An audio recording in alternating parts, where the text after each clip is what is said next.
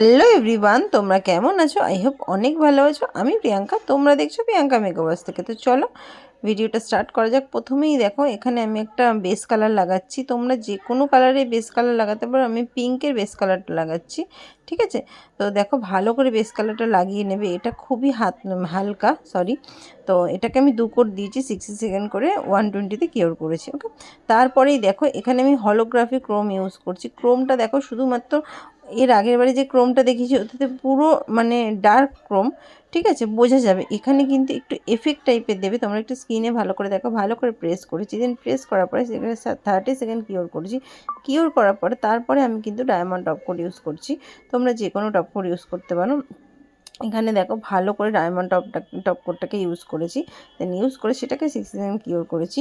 Cure করে তোমাদের সাথে ফাইনাল লুক শেয়ার করছি।